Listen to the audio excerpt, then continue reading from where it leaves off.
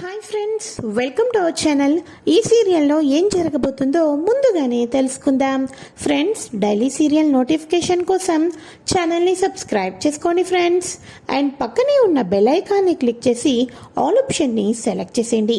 ఇక లక్ష్మి జున్నుని తీసుకొని పార్టీకి అయితే బయలుదేరుతుంది.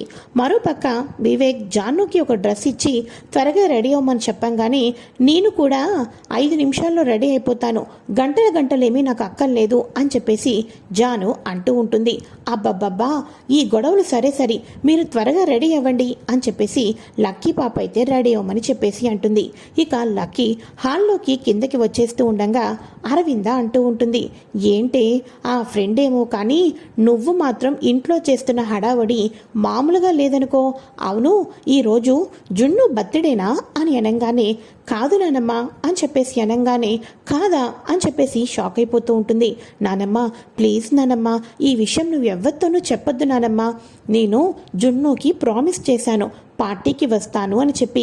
డాడ్ రాడు కదా, అందుకోసమే ఇలా జున్ను పేరు ఎత్తుకోకుండా బర్త్డే అని చెప్పాను. అక్కడికి వెళ్ళిన తర్వాత డాడ్ని ఎలా కూల్ చేయాలో నాకు తెలుసులే అని అనగానే సరే, నువ్వు మామూలు చిచ్చర పిడుగు కాదే, 6 అడుగులున్న నా కొడుకుని నీ మాటలతోటి వాణ్ణి కూల్ చేసేస్తాను అంటున్నావు. తండ్రి కూతుల మధ్యలో నేనెందుకు, నీ ఇష్టం వచ్చినట్టు చేసుకో, తర్వాత సంబంధం నాకైతే ఏమీ లేదు అని అరవింద అంటూ నవ్వుతూ ఉంటుంది. ఈ లోపల మిత్ర సరే అయితే బయలుదేరదామా అని చెప్పేసి అనగానే వివేక్ జాను వాళ్ళు కూడా కిందకైతే వచ్చేస్తారు. వీళ్ళ నలుగురు కూడా కలిసి పార్టీకైతే బయలుదేరుతారు. ఇక లక్ష్మి జున్నుని తీసుకొని పార్టీకైతే వచ్చేస్తుంది కదా రిసార్ట్లో. అందరూ కూడా లక్ష్మి దగ్గరకు వచ్చి కంగ్రాచులేషన్స్ మేడం అని చెప్పేసి బొకే ఇస్తూ లక్ష్మికి అందరూ కూడా వెల్కమ్ చెప్తూ ఉంటారు. Lakshmi thank you so much అని చెప్పేసి అంటూ ఉంటుంది. ఇక వెంటనే మన ఇందిరమ్మ లక్ష్మిని తీసుకొని వచ్చి, అమ్మ లక్ష్మి, ఈరోజు నాకు చాలా సంతోషంగా ఉందమ్మా. నువ్వు ఏదో విజయం సాధిస్తే నేను సాధించినంత గొప్ప సంతోషం నాకు వచ్చింది అని చెప్పేసేసి ఇందిరమ్మ అంటూ ఉంటుంది. మీ మంచి మనస్తత్వం అది, అందుకనే కదా నాకు నా కొడుక్కి కూడా మీ ఇంటిలో మీ మనసులో చోటుని ఇచ్చారు అని అంటూ ఉంటే, చూడు లక్ష్మి, నువ్వు ఎప్పటికీ కూడా మన ఇల్లు మీ ఇల్లు అని అస్సలు అనవద్దు. నువ్వు మా ఇంటి అమ్మాయి అయిపోయావు. చూసావా ఇక్కడ నిన్ను ఎంతమంది అభినందిస్తున్నారో అని చెప్పేసి ఇందిరమ్మ చాలా హ్యాపీగా ఫీల్ అయిపోతూ ఉంటుంది. అయితే ఇక ఇదిలా ఉండగా అందరూ విషెస్ చేసేస్తూ ఉంటారు కదా, ఇంకా ఆఫీస్ స్టాఫ్ వరకు విషెస్ చేస్తారు. ఇక బయట వాళ్ళు మెల్లమెల్లగా పార్టీకి వస్తూ ఉంటారు. అప్పుడు మన లక్ష్మికి అర్థమైపోతూ ఉంటుంది, ఇప్పుడు నేను ఇక్కడే ఇంకోసేపు ఉంటే ఇంకెవరైనా బిజినెస్ పార్ట్నర్స్ రావచ్చు, అప్పుడు నేను దొరికిపోవచ్చు. కాబట్టి ఇక నేను రూమ్లోకి వెళ్తానండి, రూమ్లో రెస్ట్ తీసుకుంటాను అని చెప్పేసి అనగానే అలాగేనమ్మ లక్ష్మి, నువ్వు మాట ఇచ్చిన ప్రకారం పార్టీకి వచ్చావు, మాకు అదే 10,000. ఇక నువ్వు రూమ్లోకి వెళ్ళమ్మా, నీకు ఇష్టమైతేనే బయటికి రా, లేకపోతే లేదు, సరేనా అని చెప్పేసి అనగానే అలాగే ఆంటీ అని చెప్పేసేసి, జున్ను నువ్వు అందరినీ విష్ చేస్తూ ఉండు, పెద్దవాళ్ళకు రెస్పెక్ట్ ఇవ్వాలి, అర్థమవుతుందా? నీకేమైనా కావాల్సి వస్తే నేను ఈ గదిలోనే ఉంటాను, సో నువ్వు నా కోసం నన్ను ఏదైనా వచ్చి అడుగుతూ ఉండు, ఎవరితోనూ గొడవ పెట్టుకోకూడదు, అర్థమైందా అని అనగానే నాకు తెలుసులే అమ్మా, నేను ఎవరితోనూ గొడవ పెట్టుకుంటే లక్కీ వాళ్ళ డాడీతోనే గొడవ పెట్టుకుంటాను అంతే అని చెప్పేసి అనగానే అదిగో చూడు మళ్ళీ ఎవరితోనూ గొడవ పెట్టుకోకూడదని అమ్మ చెప్తుంది కదా అని అనగానే ఓకే అమ్మ సరే అయితే అని చెప్పేసేసి ఇక జున్ను అయితే పార్టీలోకి వెళ్ళిపోతాడు. పక్కనే ఒక గెస్ట్ రూమ్ ఉంటే లక్ష్మి అందుట్లో అయితే కూర్చొని ఉంటుంది. ఒకప్పుడు నందన్ ఫ్యామిలీలో ఇటువంటి మీటింగ్స్ ఎన్నో జరిగేవి. మిత్ర గారిని అందరూ వచ్చి అప్రిషియేట్ చేస్తూ ఉండేవాళ్ళు. అత్తయ్య మావయ్య చాలా గర్వంతో అందరితోనూ కూడా విషెస్ చెప్పుకుంటూ వాళ్ళ ముఖంలో ఆనందాన్ని చూసేదాన్ని. నేను ఇచ్చిన ఒక చిన్న కొటేషన్ ద్వారా ఆ ఆనందం, ఆ సంతోషం ఆ నందన్ ఫ్యామిలీకి దూరం అయిపోయి ఇప్పుడు వీళ్ళకొచ్చింది. నేను తెలియక చేశానో తప్పు నాకు తెలియటం లేదు అని చెప్పేసి లక్ష్మి వాళ్ళ అత్తయ్యకి సంబంధించిన పార్టీలన్నింటినీ కూడా గుర్తు తెచ్చుకొని బాధపడుతూ ఉంటుంది. అయితే ఇక ఇదిలా ఉండగా అక్కడ వచ్చేసి కార్ అయితే ఆపుతారు. కారులో నుంచి ఫస్ట్ మిత్ర అయితే దిగుతాడు. అనుకున్నట్టుగానే అయ్యింది. మిత్ర గారు కూడా ఈ పార్టీకి వస్తున్నారా అని చెప్పేసి షాక్ అయిపోతూ ఉంటుంది లక్ష్మి. అయితే మరో పక్క లక్ష్మి లక్కీని చూసి షాక్ అయిపోతుంది.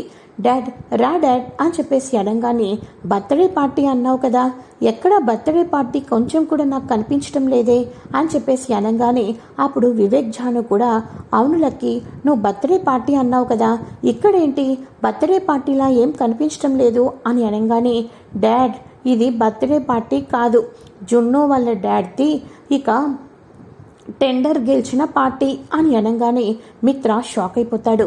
లక్కీ ఏం చేస్తున్నావు, నీకు అర్థమవుతుందా అని అనగానే సారీ డాడ్, నేను నా ఫ్రెండ్ బ్రోకి మాట ఇచ్చాను మిమ్మల్ని తీసుకొని వస్తాను అని చెప్పి, ఇక్కడ దాకా వచ్చి లోపలికి వెళ్ళకపోతే బాగోదు డాడ్, ప్లీజ్ డాడ్ నా గురించి డాడ్ అని చెప్పేసి అనగానే అప్పుడు అంతలా బాధపడుతుంది కదా బావగారు, మీరు ఎప్పుడైనా లక్కీ మాటను కాదు అన్నారా చెప్పండి, కాబట్టి మనం ఇప్పుడు లోపలికి వెళ్ళాల్సిందేమో అని అనగానే అవును లోపలికి వెళ్ళాల్సిందే, లక్కీ నన్ను అబద్ధం చెప్పి ఇక్కడికి తీసుకొని వచ్చినా కూడా అర్జున్ వెనకాతలు నడిపించిన ఆ అమ్మాయి ఎవరో తెలుసుకోవాలి, అచ్చం లక్ష్మీలా కొటేషన్ చేసి లక్ష్మీలా ప్రతి పాయింట్ని నోట్అవుట్ చేసిన ఆ వెనకాతలు ఉన్న ఆ అమ్మాయి ఎవరో ఈ పార్టీకి లోపలికి వెళ్తే తెలిసిపోతుంది కదా, ఇక్కడ దాకా వచ్చి ఆ అవకాశాన్ని నేనెందుకు వదులుకోవాలి అని చెప్పేసి మిత్ర కూడా లోపలికైతే వెళ్తాడు. ఇక వెంటనే నమస్కారం అండి అని చెప్పేసి జున్ను విష్ చేస్తూ ఉంటాడు. ఏంట్రా అతి వినయమా అని అనగానే అతి వినయం కాదు, మీరు మా పార్టీకి వచ్చినప్పుడు ఎదుటి వాళ్ళు ఎవరైనా సరే మనం రెస్పెక్ట్ ఇవ్వాలి అని మా అమ్మ చెప్పింది అని అనగానే సర్లే, ఎదుటి వాళ్ళకు రెస్పెక్ట్ ఇవ్వడం ఇంటికి వస్తేనే కాదు పెద్దవాళ్ళకు ఎక్కడైనా రెస్పెక్ట్ ఇవ్వాలని మీ అమ్మ చెప్పలేదా అని చెప్పేసి మిత్ర అయితే అంటూ ఉంటాడు. డాడ్ ప్లీజ్ డాడ్ అని చెప్పేసేసి లక్కీ పాప జున్ను నా కోసమే వెయిట్ చేస్తున్నావా అని అనగానే అవును లక్కీ అని అంటూ ఉంటే సరే అయితే బ్రో నేను వచ్చేసాను కదా, ఇక పార్టీ మామూలుగా ఉండదు, పద వెళ్దాం అని చెప్పేసేసి ఇక వీళ్ళందరూ కూడా ఉంటూ ఉంటారు.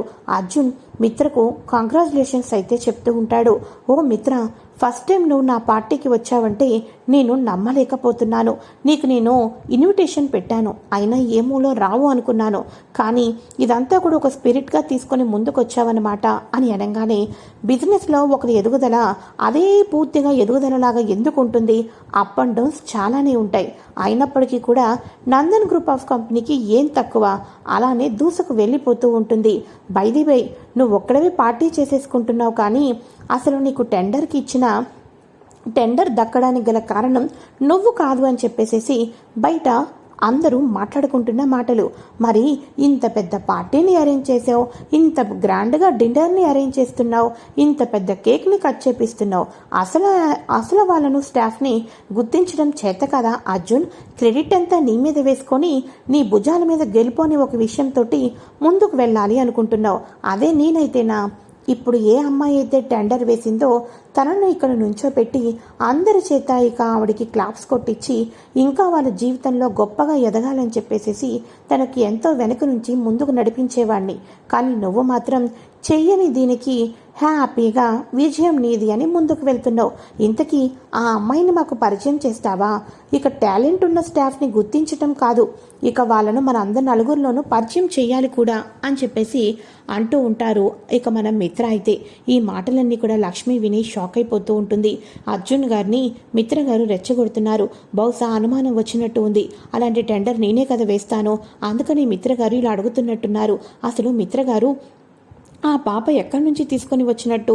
లక్కీ పాప డాడీ డాడీ డాడీ అని అంత ప్రేమగా పిలుస్తుంది. మిత్రగారు కూడా ఇష్టం లేకపోయినా కూడా ఇక ఓడిపోయిన వాళ్ళ పార్టీకి వచ్చారు అంటే లక్కీ పాపను ఎంతగా ప్రేమిస్తున్నారో అర్థమవుతుంది. అంటే మిత్రగారు తన కూతురుగా చూసుకుంటున్న ఈ పాప అసలు ఎవరు? మిత్రగారు పెళ్లి చేసేసుకున్నారా మనీషాని అని చెప్పేసి అనుకుంటూ ఉంటుంది. లేదు మిత్రగారు పెళ్లి చేసుకుంటే అమ్మ నాకు మనీషాని చెప్పేది కదా, నాకు అమ్మ లేదు అని చెప్పేసేసి ఇక లక్కీ జున్నుతో చెప్పింది. అమ్మ ప్రేమలాగా మిమ్మల్ని కనిపిస్తున్నారని కూడా నాకు చెప్పింది. తనకు అమ్మ లేదు అన్న విషయం క్లారిటీలో ఉంది, డాడీ మాత్రమే ఉన్నారు. మరి ఇంతకీ లక్కీ పాప అమ్మ ఎవరై ఉంటారు? మిత్రగారు మరో అమ్మాయిని పెళ్లి చేసుకున్నారా? ఆ అమ్మాయి ఇంకెక్కడో ఉందా అని చెప్పేసేసి ఇక లక్ష్మి పక్కన ఉన్న లక్కీ పాపను చూసిన తర్వాత మిత్రగారు పెళ్లి చేసుకుంటే ఆ అమ్మాయి ఎవరవుతారు, మరి అమ్మాయి ఈ అమ్మాయికి ఎందుకు దూరమైంది, ఇవన్నీ కూడా ఆలోచించుకుంటూ ఉంటుంది. అయితే ఇక ఇదిలా ఉండగా పార్టీలో వచ్చేసేసి అర్జున్ నోరు మూసుకోవటంతో ఏంటి నోరు విప్పి సమాధానం చెప్పటం లేదు అని చెప్పేసి అనగానే అప్పుడు అర్జున్ అంటూ ఉంటాడు, చూడు మిత్ర, నేను కూడా టాలెంట్ని గుర్తించడంలో నెంబర్ 1 స్థానంలోనే ఉంటాను. యాక్చువల్గా ఈ పార్టీ అంతా తన కోసమే చేశాను. అయితే ఏం జరుగుతుంది అంటే ఈ టెండర్ వేసినప్పటి నుంచి తనకు ఇప్పటికీ 1,00,000 కాల్స్ అయితే వచ్చాయంట. మా కంపెనీకి రండి, మా కంపెనీకి రండి, మేము మీకు ఇంత శాలరీ ఇస్తాము అని చెప్పేసేసి. కానీ తను ఏంటి అంటే ఫస్ట్ టైం జాబ్ చేయటమే నా కంపెనీలో జాబ్ చేసింది కాబట్టి నమ్మక ద్రోహం చెయ్యనండి, మన కంపెనీలో ఉంటాను, ఇప్పుడు నేను బయటకు వస్తే ఇంకా ఇంకా నా మీద ప్రెజర్ పడుతుంది అని చెప్పేసేసి తను క్యాజువల్గా వచ్చి అందరినీ పలకరించేసి వెళ్ళిపోయింది. అటువంటి స్టాఫ్ దొరకటం నా అదృష్టం అని చెప్పేసేసి లక్ష్మిని ఊహించుకుంటూ అర్జున్ అయితే సమాధానం చెప్తూ ఉంటాడు. ఓహో, ఇది కూడా జరిగిందనమాట. సర్లే, అది కూడా నిజమే అయి ఉంటుందిలే. ఎందుకంటే కంపెనీ మొత్తంలో ఒకే ఒక్కరు తెలివైన వాళ్ళు ఉంటే వాళ్ళను ఎలా కాపాడుకోవాలా అని ఇలానే మరి డైరెక్టర్లు, సీఈఓలు కంగారు పడాల్సి వస్తుంది. అసలు టాలెంట్ మనలో ఉందే అనుకో, ఇక మనం ఎవరికీ భయపడాల్సిన అవసరం లేదు. అటువంటి టాలెంట్ నా దగ్గర చాలానే ఉంది అన్నట్టుగా మిత్ర అయితే మాట్లాడుతూ ఉంటాడు. అయితే ఇక ఇదిలా ఉండగా జున్ను వచ్చేసేసి, టీచర్, మీరు అస్సలు కొంచెం కూడా మా అమ్మతో మాట్లాడలేదు కదా, స్కూల్లో కూడా మా అమ్మను పరిచయం చేస్తాను రండి అని చెప్పేసి అనగానే, అలాగే జున్ను, పద మీ మమ్మీని పరిచయం చేద్దు అని చెప్పేసి జున్ను వచ్చేసేసి మన జానుని లోపలికైతే తీసుకొని వెళ్తూ ఉంటాడు. ఇక వెంటనే జాను లోపలికి వెళ్ళంగానే అమ్మ అని అనగానే, ఏంటి జున్ను అని చెప్పేసి లక్ష్మి వెనక్కి తిరిగి చూస్తుంది. ఇంకేముంది, లక్ష్మి తన చెల్లెల్ని చూసి షాక్ అయిపోతుంది. ఇక వెంటనే జాను కూడా లక్ష్మిని చూసి అలానే ఆశ్చర్యపోతూ ఉంటుంది. ఇక వెంటనే జున్ను నువ్వు ఎక్కడున్నావు అని చెప్పేసేసి లక్కీ పాప వెతుక్కుంటూ వస్తుంది. బ్రో, ఇక్కడున్నాను బ్రో అని అనగానే, ఇక్కడున్నావా టీచర్, మీరేంటి ఇక్కడున్నారు? అక్కడ మా బాబాయ్ మీ గురించి వెతుక్కుంటున్నారు అని అనగానే, ఒక పావుగంటలో వస్తానని మీ బాబాయ్కి చెప్పండి, మీరు వెళ్ళి ఆడుకోండి అని అనగానే, ఓకే టీచర్ అని జున్ను లక్కీ పాప ఇద్దరు కూడా అక్కడి నుంచి వెళ్ళిపోతారు. ఇక వెంటనే లక్ష్మి డోర్ని వేసేస్తుంది, లాక్ చేసేస్తుంది. అక్క, ఏంటక్క, నిన్ను చూస్తుంటుంటే నా కళ్ళు నన్ను ఏమైనా మోసం చేస్తున్నాయా అని అనిపిస్తుంది. నువ్వు బ్రతికే ఉన్నావు, నా అక్క బ్రతికే ఉంది. నువ్వు బ్రతికే ఉండి ఎందుకక్క ఈ 5 సంవత్సరాలు మాకు కన్నీళ్ళనే మిగిల్చావు? ఎందుకక్క ఇదంతా చేశావు అని చెప్పేసేసి జాను ఏడుస్తూ ఉంటుంది. ఒక్కసారిగా లక్ష్మి గట్టిగా హాక్ చేసుకొని, నన్ను క్షమించు జాను, నన్ను క్షమించు.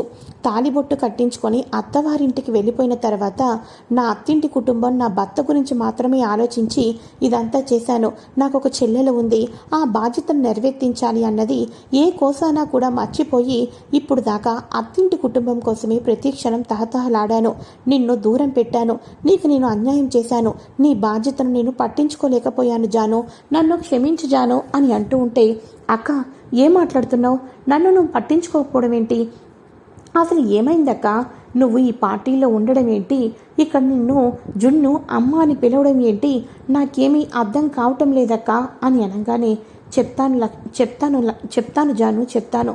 నీకు కాకపోతే ఇంకెవరికి చెప్తాను అని చెప్పేసి లక్ష్మి అంటూ ఉంటుంది. అవును జాను, మిత్ర గారు నేను చనిపోయానని చెప్పేసి మరో పెళ్ళేమైనా చేసుకున్నారా అని అనగానే, లేదక్క, బావగారు అసలు పెళ్లి మీద ఇంట్రెస్టే లేదు అని అంటున్నారు. మనీష ప్రతిరోజు బావగారిని పెళ్లి చేసుకోమని అంటున్నప్పటికీ కూడా ఆ విషయం ఒకటి మాత్రం మాట్లాడద్దు అని బావగారు సీరియస్ అయిపోతున్నారు అని అంటూ ఉంటుంది. అవునా, మరి లక్కీ పాప అని చెప్పేసి లక్ష్మి అడుగుతూ ఉంటుంది. అంటే అది అక్క, బావగారోళ్ళు ఒకసారి ఏదో అసిస్టెంట్ పని మీద బయటకైతే వెళ్ళారు. అక్కడికి వెళ్ళిన తర్వాత వాళ్ళ చెల్లెలకు శ్రీమంతం జరిపించారు. వాళ్ళ చెల్లెలు చీకట్లో డెలివరీ అయిపోయిందంట. కానీ తర్వాత వచ్చేసేసి తను స్పృహ కోల్పోయింది, పాప పుట్టింది. తర్వాత తనకి బాబు కూడా పుట్టాడంటక్క. కాకపోతే ఆవిడకి ఏం కష్టం వచ్చిందో బాబుని తీసుకొని ఎవరికంటా కనబడుకోకుండా వెళ్ళిపోయిందంట. కానీ ఆవిడకు కవల పిల్లలు పుట్టారు. ఇక ఆడపిల్ల వచ్చినప్పటి నుంచి బావగారి జీవితంలో అంతా మంచే జరుగుతుందని బావగారు ఆ అమ్మాయిని ఇంటికి తీసుకొని వచ్చి పెంచుకొని దత్తత తీసుకున్నారు. అంతే తప్ప మరి ఇంకేమీ లేదక్క. ఇప్పుడు నీ గురించి చెప్పు అని చెప్పేసేసి జాను అడుగుతూ ఉంటుంది. ఒక్కసారిగా లక్ష్మి కుప్ప కూలిపోతుంది. అంటే నాకు కవల పిల్లలా? నా కవల పిల్లలా? లక్కీ నా కూతురా అని చెప్పేసి లక్ష్మి అంటూ ఉంటుంది.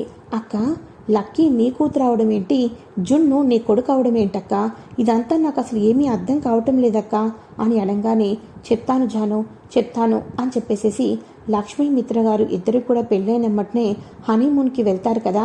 అక్కడ హనీమూన్ 100% సక్సెస్ అయిన తర్వాత తీరా ఇంటికి వస్తే మనీషా వాళ్ళ అమ్మ అనంత చనిపోతుంది. అప్పుడు మనీషా, మా అమ్మ చనిపోవడానికి గల కారణం అరవింద ఆంటీనే అని పోలీస్ కేసు పెట్టి అరవింద్ ఆంటీను జైలుకు పంపించి జీవితాంతం చిప్పకూడు తినేటట్టు చేస్తాను.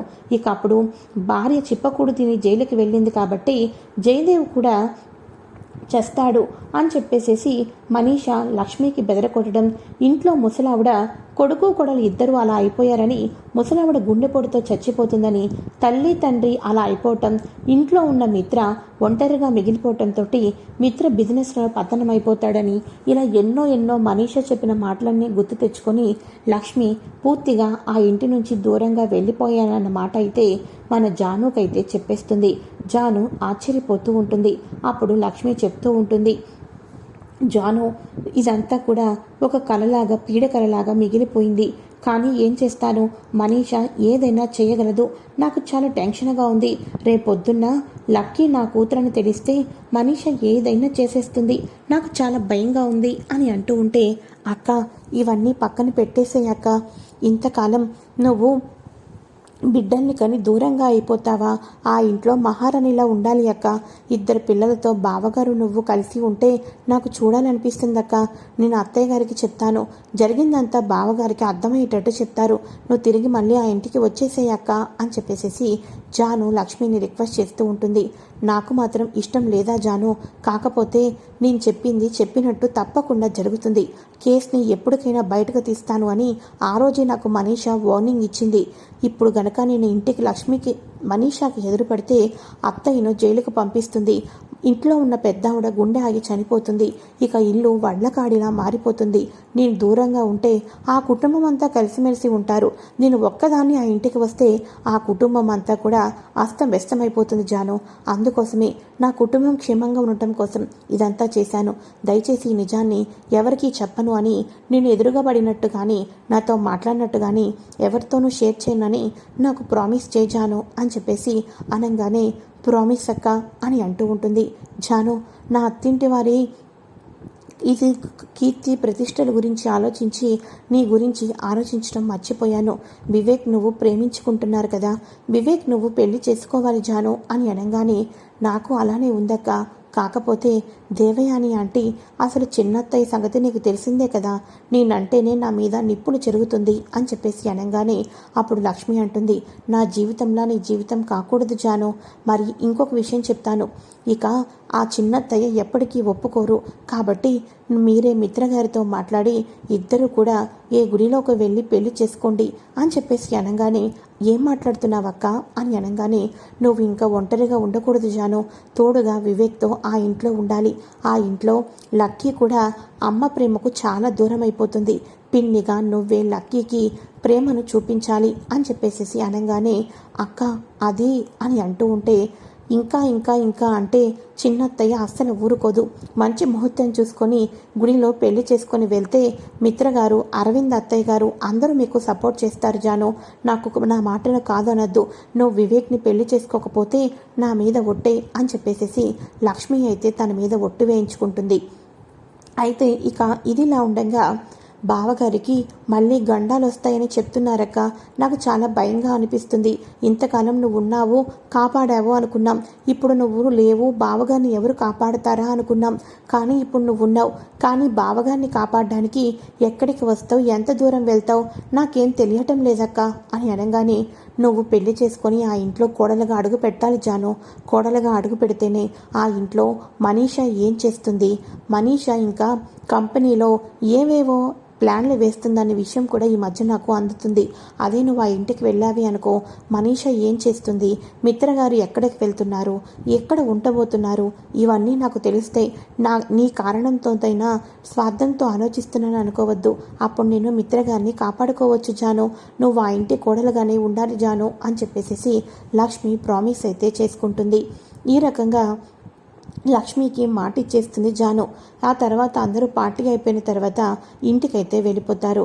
ఆ తర్వాత మార్నింగ్ వివేక్ నీతో మాట్లాడాలి, టెంపుల్కి రా అని చెప్పేసి జాను వివేక్ని తీసుకొని టెంపుల్కి అయితే వెళ్తుంది. వెళ్ళిన తర్వాత లక్ష్మిని కూడా టెంపుల్కి రమ్మని చెప్పంగానే వివేక్ కనిపించుకోకుండా లక్ష్మి అయితే టెంపుల్ దగ్గరికి వెళ్తుంది. టెంపుల్ దగ్గరికి వెళ్ళిన తర్వాత ఇక వివేక్ తరపున మిత్ర అయితే వస్తాడు. ఇక లక్ష్మి ఎవరికి కనపడుకోకుండా గుడిలో పెళ్లి చేసుకున్న తన చెల్లెలకి వివేక్కి అక్షింతలేసి ఆశీర్వదిస్తుంది. వాళ్ళు మిత్ర దగ్గర కూడా ఆశీర్వాదం తీసుకుంటారు. ఇక అరవిందకు ఇష్టం లేకపోయినా కూడా వాళ్ళిద్దరూ పెళ్లి చేసేసుకున్నారు అని చెప్పేసేసి ఇంటికైతే ఆహ్వానిస్తారు. దేవయాని మాత్రం తనకి ఇష్టం లేని పెళ్లి చేసుకుని వచ్చారు కాబట్టి ఇంట్లోకి రానివ్వను అని అంటుంది. అరవింద దేవయాని వాళ్ళిద్దరు ఇప్పుడు ఒకరికొకరు భార్యాభర్తలు అయిపోయారు. ఇక వాళ్ళను విడదీసి హక్కు నీకు నాకు ఎవరికీ లేదు అని చెప్పేసి హారతి ఇచ్చి ఇద్దరిని లోపలికి రమ్మని చెప్పేసి అంటుంది. ఇది ఫ్రెండ్స్ లేటెస్ట్ ఎపిసోడ్. ఈ వీడియో కనుక నచ్చినట్లయితే లైక్ చేయండి.